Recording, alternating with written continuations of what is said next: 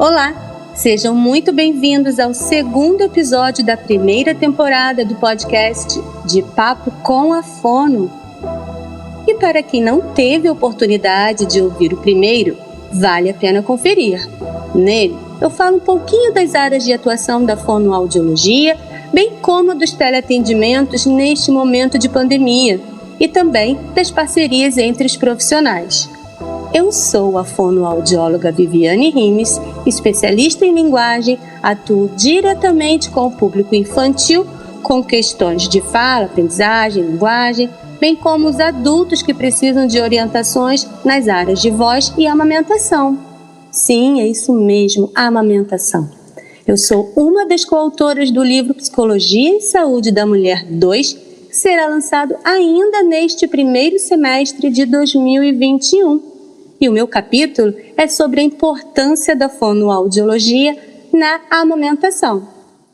Preciso confessar que este segundo episódio tem um gostinho muito especial. Afinal, receberei a minha primeira convidada, uma grande parceira e amiga. Eu apresento-lhes a doutora Fabiane Durão, médica, pediatra e homeopata, com foco de trabalho no desenvolvimento infantil, neonatologia e amamentação. É integrante do Departamento Científico de Desenvolvimento e Reabilitação da SOPERJ. É servidora pública da Secretaria Municipal de Duque de Caxias, do Estado do Rio de Janeiro. Também é ativista de parto humanizado e amamentação. Trabalha com comportamento infantil e doenças neurológicas como autismo, TDAH e paralisia cerebral. Um pouquinho do seu trabalho pode ser visto no Instagram, @doutora.Fabiane Durão. E aproveitando, o meu é Viviane RMSS.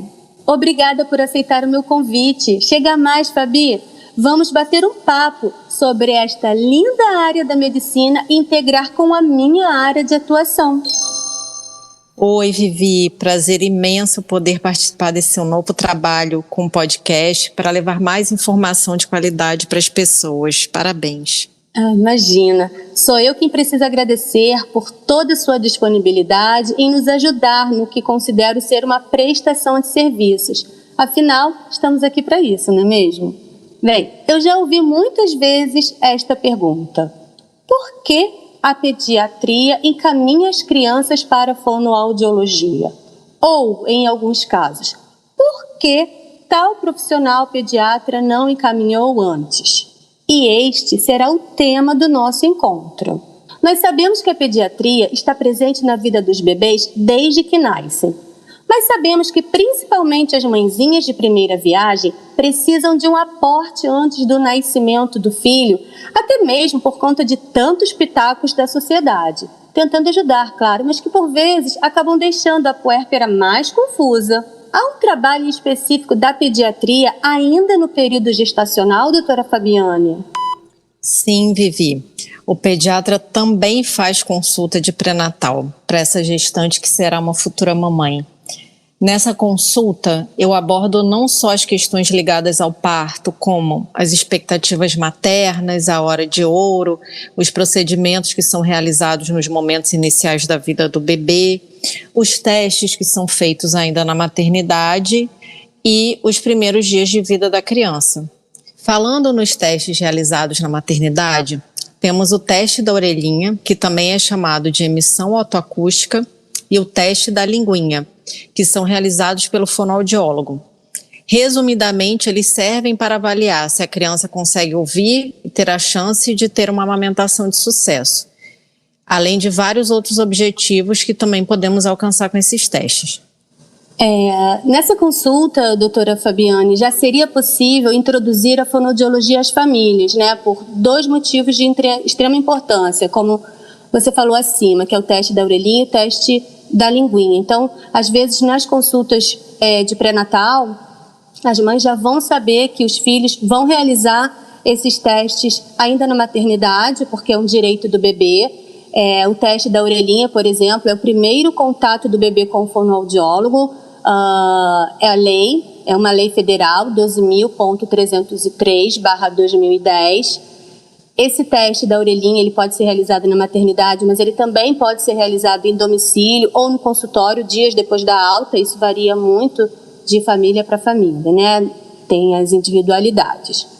E o teste da linguinha, que também é lei, eu acho importante a gente deixar aqui bem claro, que é a Lei 13.002/2014, que, como você bem já falou, é realizado nas maternidades pelos profissionais habilitados, mas ele também pode ser realizado depois da alta. Então, só lembrando que existem vários profissionais que podem realizar, os profissionais que são habilitados podem realizar o teste da linguinha, mas a segunda parte desse teste, que avalia a função, é somente realizado pelo fonoaudiólogo. Isso, Vivi, vale ressaltar que eles são testes de triagem, né? Ou seja, eles dão rumo para a gente nesse processo investigativo. Não quer dizer que a criança realmente tem um problema, não. Às vezes pode dar alterado e aí por isso você acaba refazendo para ver se comprova aquilo ou não. E aí a gente dá início a uma investigação mais profunda. Sim, em alguns casos é até importante colocar também que o teste da orelhinha dá uma alteraçãozinha logo nos primeiros dias de vida, mas aí daí a gente repete em um mês mais ou menos, ou de acordo com a conduta do profissional que ia avaliar, e pode ser que dê tudo normal, mas a gente precisa ter certeza dessa integridade das vias auditivas, até porque isso vai, mais à frente, vai acarretar na fala, na aprendizagem da criança. E falando em teste da linguinha, é importante salientar que o objetivo principal é verificar a integridade dos frênulos lingual e labial para que não interfiram na amamentação, que é um tema merecedor de um episódio só para ele, né? Mas como podemos orientar as mães já neste primeiro momento? Ou seja, o que acredita ser primordial para as mães saberem sobre a amamentação já desde cedo, doutora? Elas precisam saber que amamentar não é algo simples e muito menos automático, que é só colocar a criança no peito e pronto, está tudo resolvido. Não é sempre assim. Algumas mães são abençoadas com isso, mas nem sempre é assim. Então, a amamentação ela é algo complexo e que se a mãe deseja de fato amamentar seu filho, mesmo tendo alguns percalços no caminho, como, por exemplo, uma pega errada, um freio lingual ou labial que esteja atrapalhando a amamentação, ou mesmo as pessoas em volta que ficam falando que o leite da mãe é fraco. É possível amamentar sim, pois há muitos estudos sobre a amamentação atualmente. Mas caso ela não consiga ou não queira, já que ela tem esse direito, ela e todos à sua volta precisam saber que a mamadeira não é a única forma de amamentar um bebê. E até para falar um pouquinho, doutora Fabiane, você acima mencionou a hora de ouro, né? Algumas pessoas não sabem, a gente não precisa esticar tanto, mas só uma pincelada que seria ser a hora de ouro. Sim, a hora de ouro é a primeira hora, logo após o nascimento, que a criança tem contato pele a pele com a mãe e muitas vezes ela consegue já mamar nessa primeira hora de vida, o que já estimula, né, a produção do colostro e já deixa essa criança mais ativa e a gente já consegue por ali começar a avaliar a sucção dela. Exato, maravilhosa essa doutora. E a pergunta tema desse podcast: por que ou quando a pediatria encaminha uma criança para a fonoaudiologia? Nossa, são tantos momentos que podemos encaminhar uma criança para o fono, mas vamos resumir aqui porque cada momento desse dá um grande podcast, né? Então vamos lá. A gente já começa desde o início no processo da amamentação, como a gente falou ali, no caso do teste da linguinha, e principalmente porque tem casos que só o fonoaudiólogo vai ter o conhecimento para resolver. Né? Exemplo, a criança fez a cirurgia da língua para retirar esse freio e aí em seguida ela vai para o fonoaudiólogo que vai instruir os pais nesses primeiros exercícios nesse pós-cirúrgico, né? E obviamente orientar em várias outras questões. Depois disso nós temos o momento da introdução alimentar, que eu sempre costumo pedir ajuda de uma nutricionista, E também há aqueles casos onde só o fono consegue atuar, né? E tem as questões da seletividade alimentar também, né? Que hoje em dia a gente consegue ter tratamentos eficazes multidisciplinares, né? Isso a gente tem que deixar bem claro. Às vezes os pais chegam para o pediatra falando sobre questões de seletividade alimentar, mas que nós sozinhos não conseguimos fazendo orientação. Precisa de muita gente atuando, né? E nisso daí o papel do fonoaudiólogo é imprescindível para o sucesso do tratamento. Depois disso, que eu acho que é onde a maioria das pessoas tem a ideia de onde o fonoaudiólogo atua, que é na fala. Para vocês terem uma ideia, nesse último ano eu tive diversos pacientes com atraso de fala, quase todos eles sem qualquer questão neurológica associada. Obviamente que a pandemia afastou a criança do convívio social e atrapalhou muito essa questão do início da fala dos bebês. Mas, obviamente, foi agravado com o aumento do uso de telas e também por uma falta de estímulo por parte dos cuidadores dentro de casa. E é aí que o fonoaudiólogo atua. Aí, Vivi, eu te pergunto, com que idade que você acha que uma criança com atraso de fala deve ser avaliada por uma fono? Por que eu estou falando isso? Porque essa semana mesmo eu encaminhei mais um paciente meu de 1 ano e 5 meses e a mãe me perguntou, mas já? Eu falei, já, aliás, para ontem. É verdade, Fabi. A gente, assim, na verdade, entende que as crianças têm um marco no desenvolvimento, seja pela parte motora, emocional, e isso não é diferente com o desenvolvimento da linguagem. Então, quando há um atraso na fala, já não existe mais esse conceito de que cada um tem o seu tempo, ou espera mais um pouco que ele vai começar a falar, ou então ele só tem preguiça. Nós temos vários estudos científicos onde nós pautamos a nossa prática de avaliação e intervenção para ajudar essas crianças a desenvolverem fala e linguagem, né? E compreender também que pode ter algo além e que necessita de um diagnóstico e apoio médico. A gente sabe também que a partir de 1 mês a 3 meses, mais ou menos, a criança já começa com a parte de localização sonora. À medida que o tempo vai passando, a criança vai aumentando toda essa parte de desenvolvimento com os estímulos. É por isso que é importante cantar musiquinha, ler livros, participar com a criança, dar tempo da criança responder também, não ficar só falando, ou às vezes tem algum outro irmãozinho que ele fala também, e a criança mesmo não tem nem tempo de poder responder. Mas a gente sabe que, como eu falei, né, acima, né, é um marco no desenvolvimento. Às vezes algumas crianças falam um pouco menos, um pouco mais, mas daí a importância de encaminhar para a fonoaudiologia, porque como nós temos toda essa tabelinha para a gente seguir, a gente observa o comportamento da criança também em consultório, a gente vai avaliar a criança, vai orientar a família e vai acompanhar ou não no consultório. Em alguns casos, nós somente recomendamos que as famílias estimulem de tal maneira e vai acompanhando mês a mês e caso não haja evolução, aí então a gente coloca em tratamento.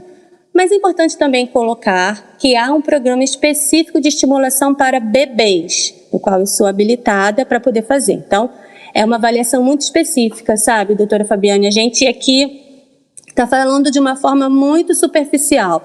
Então, eu acho que, assim, na dúvida, a criança já tem esse atraso, a criança tem dificuldade de, quando vai tentar conversar com ela não localiza, ela não responde, não faz contato visual, já começa a acender uma luzinha amarela, já está vendo que outras crianças da idade dela já estão falando e ela não está falando tanto. Bem, tem alguma coisa acontecendo. Então, na dúvida, vai ao fonoaudiólogo para poder fazer uma avaliação, aí sim, uma avaliação criteriosa para a gente poder determinar um plano de ação com essa criança. Então, o tratamento precoce é sempre o melhor caminho.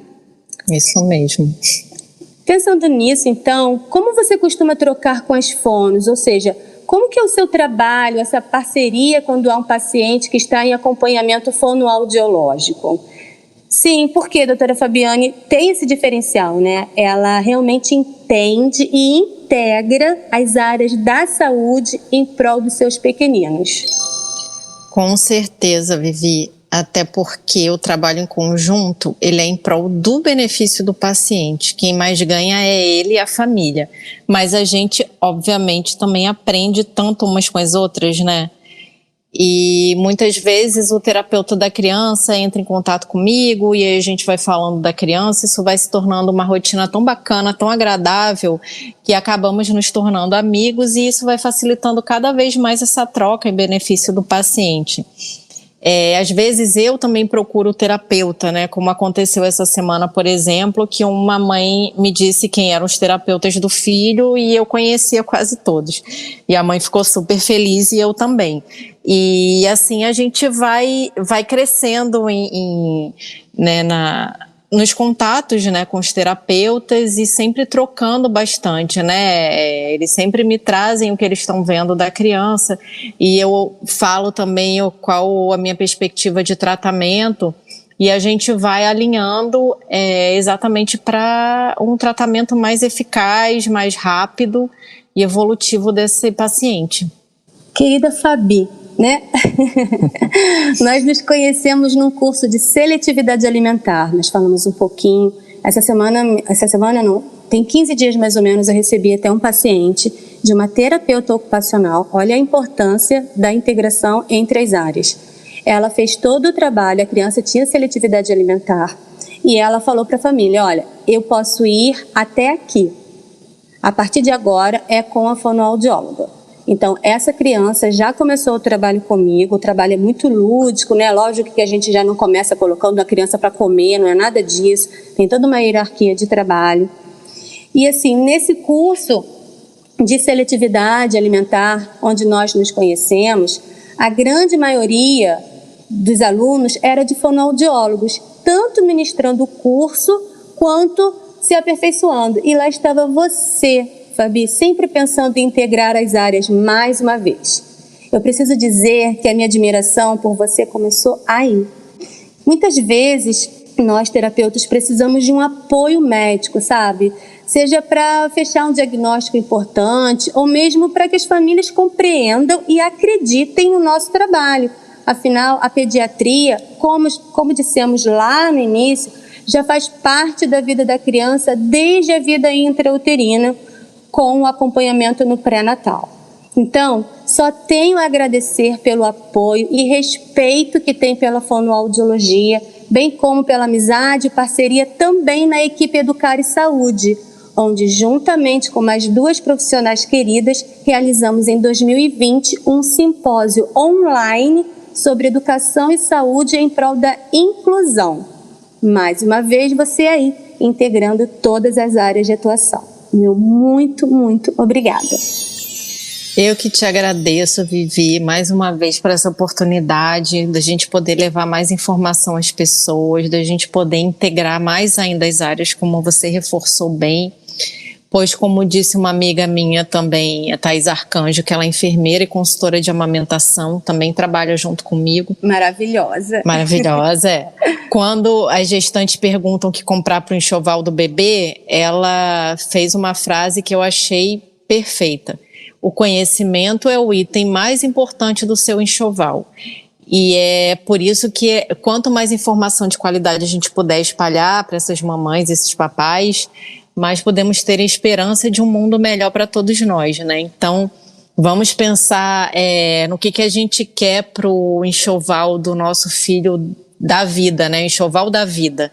O que a gente quer para ele, o que a gente quer para o futuro do nosso filho, para o futuro da nossa sociedade, pensando em tudo que a gente está vivendo atualmente, eu sempre coloco isso para os pais, né? O que a gente quer levar de melhor, não só para os nossos filhos, para as nossas próximas gerações, mas para o mundo, para a sociedade. Então é isso. Obrigada, Vivi, mais uma vez, e parabéns pelo seu trabalho. Obrigada eu. E assim, chegamos ao final de mais um episódio do podcast De Papo com a Fono. Ele foi realizado com muito carinho e com a produção especial do meu grande amigo DJ MP4. Muito obrigada a todos que nos acompanharam até aqui. E se tiverem gostado, compartilhem. Quem sabe pode ser uma importante fonte de informação para algumas pessoas que estejam precisando neste momento. E em breve teremos sim a participação da Fono especialista em audiologia. Aliás, teremos muitos outros parceiros que já estão confirmadíssimos. Vem muitas novidades por aí. Um abraço e até a próxima!